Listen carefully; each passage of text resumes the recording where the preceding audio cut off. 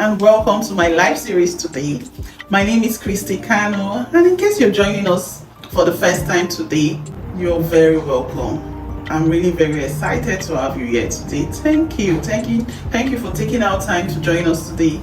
Thank you so much. So just take out time to follow us on all our social media pages, and also please do not forget to subscribe to our YouTube channel. Leave your comments, and also give us reviews. We like those reviews, whether negative or positive. Just give your reviews. Thank you so much.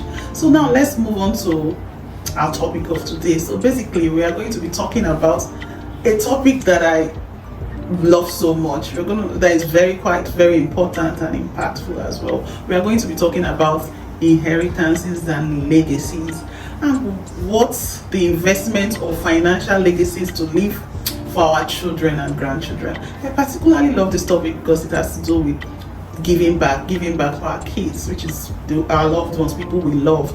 So it's really a very important topic. So just stay tuned. I know it's going to take a while, but just stay tuned. It promises to be very, very impactful. Thank you so much. So let's go straight to the point. There's been this current trend in the financial services industry and the focus on generational wealth, which has become something of a buzz and refers to wealth that is passed down to the next generation.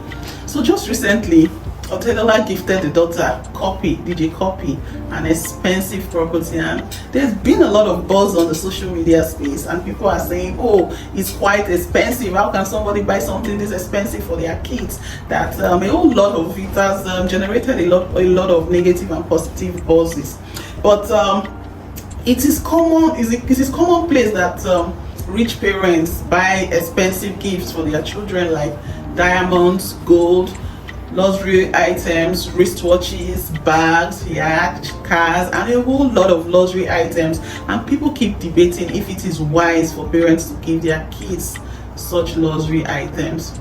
In the middle of last year, a post on social media was trending around the world about this James Bond actor called Daniel Craig.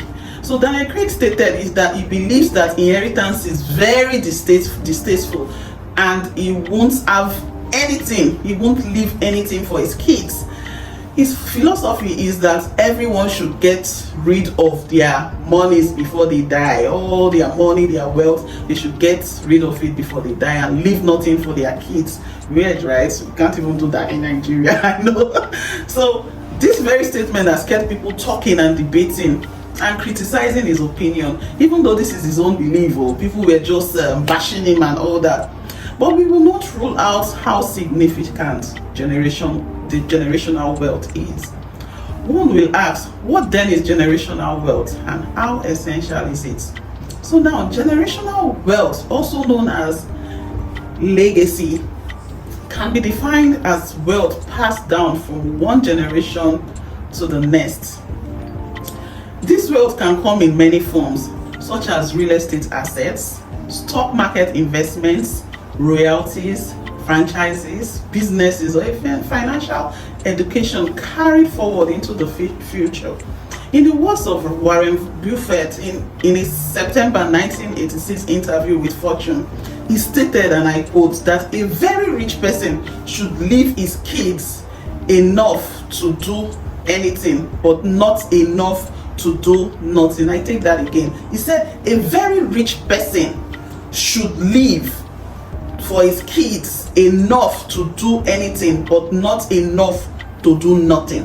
So I'll put up this video for you to watch to gain an insight of what we're talking about. So watch the video now. He said to me, my grandfather walked 10 miles to work every day. My father walked 5. I'm driving a Cadillac. My son is in a Mercedes. He said my grandson will be in a Ferrari. But he said my great-grandson will be walking again. So I asked him, I said, well, why is that? And he said to me, tough times create strong men.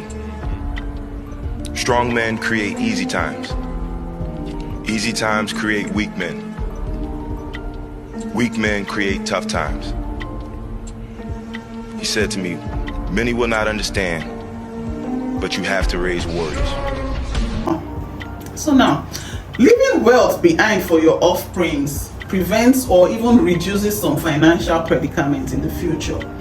Although this wealth left behind can be adequately managed when your children are financially inclined, nevertheless, some spendthrifts, if not monitored, can misuse this inheritance. In a split seconds, all the money would be gone. A good example of this is about a wealthy man in my town. I won't call his name for privacy's sake. He was very popular that almost everybody knew him in my state and town because he was just he had a whole lot of money. He died and left a lot of inheritance for his children. They squandered everything. They squandered everything in the space of just 16 months on irrelevant things, and they were left with nothing, making them start from scratch again. The moral of this brief story is that it is one thing to leave a legacy for your children, and another thing is, would your children be able to manage the wealth properly? Can they even pass it off to the next generation? That's a big question. Why some people were lucky enough to receive a legacy from their parents to give them a head start, some were not even that fortunate, making them start from scratch. This may be because their parents found it hard to gain their ground financially, coupled with the struggle to take care of them. It's not easy. The hustle is real. I believe you need to look very carefully at the concept of generational wealth and how it applies to you and your family before incorporating it into your financial plan. We would all like to be in the financial position. Don't get me wrong. We would all love to be in a financial position to leave our children money to ensure that their lives are easier than ours. That's everybody's hope, aspiration, at least my aspiration. But the facts and basic common sense suggest that leaving your children with so much money should not be a priority in your planning, and it may do more harm than good to them. Only about 6% of people retire with enough money to enjoy a comfortable retirement, which means that the percentage of people who can afford both to retire comfortably and leave a substantial inheritance for their children is very small. Any clear-headed financial advisor will tell you that you should have a good financial and investment plan early enough. When you reach retirement age, you will find out that you have lots of things to do with money, lots of needs to do with money. And apart from being able to afford daily living expenses and the odd luxuries, you will probably need more than you realize for medical expenses. You know, when you are older, you need to visit the hospital quite often. So, of course, medical expenses skyrocket in the last couple of decades of your life. Remember, your biggest enemy in retirement is inflation. You need to factor this into your planning, especially in the rising inflation environment we are experiencing currently. So, it's a bonus for your kids if, after you and your spouse have passed on, there's something left for them. It's a fact that if money comes too easily to young people, they are unlikely to appreciate it and highly likely to squander it. This is borne out by research among wealthy families that shows that wealth created by one generation is generally gone within 3 subsequent generations, some not even up to 1 generation. So if you do have the money to leave your kids, after ensuring you and your partner are looked after, you may consider an instrument such as a trust to control how that inheritance is being used. So what legacy should you leave your kids? That's a big question.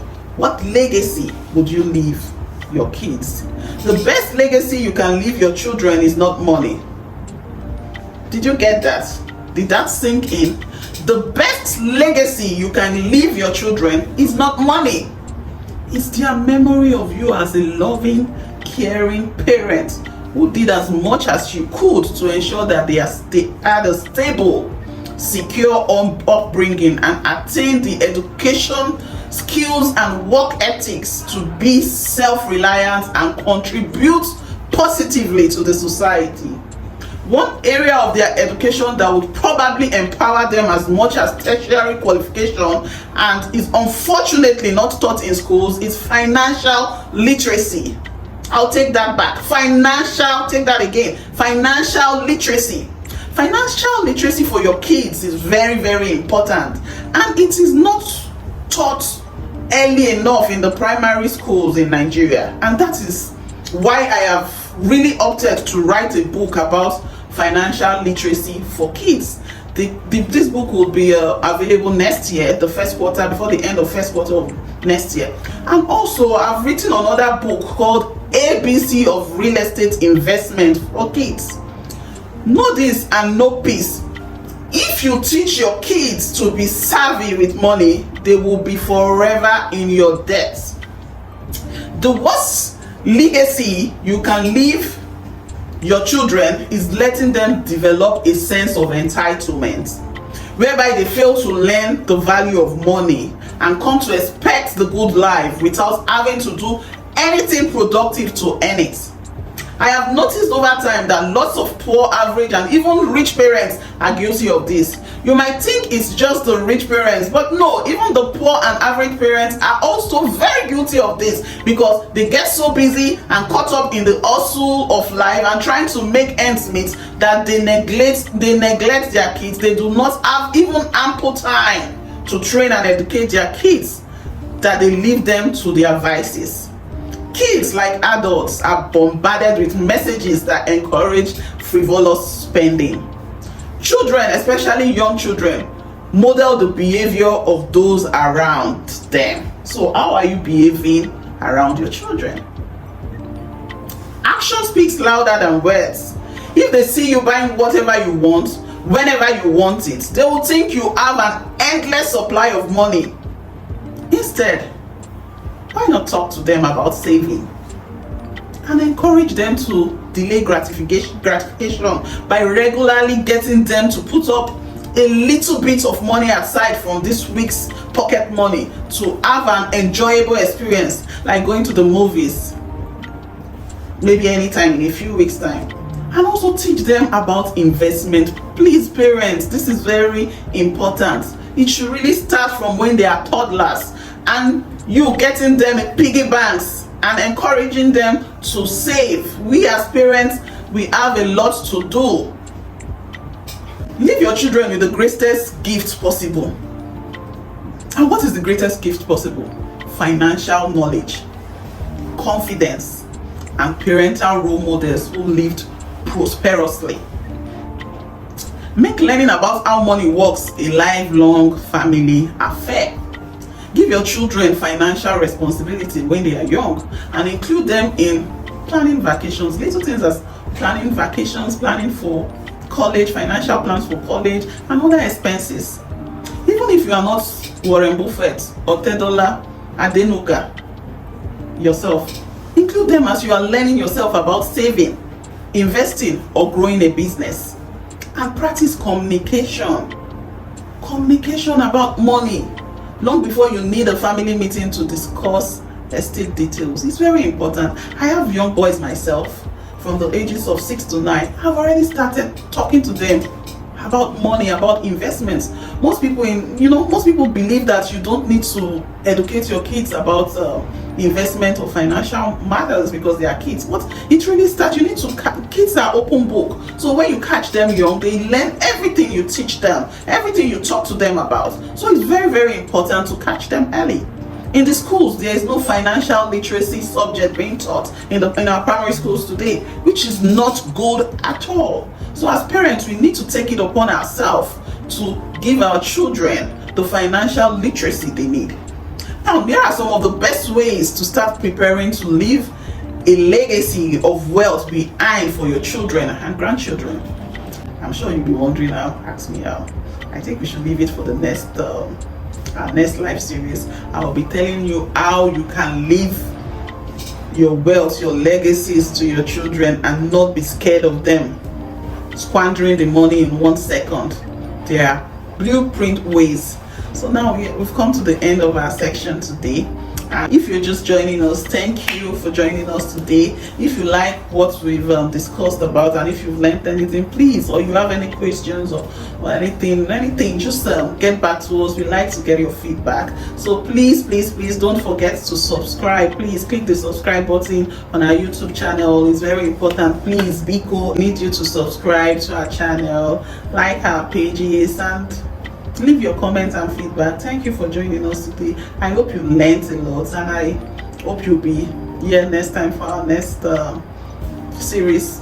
Thank you so much once again. My name remains Christy Kanu, and I am your #1 real estate investment life coach, so in Africa. So till we see next time. Bye bye for now. Thank you so much.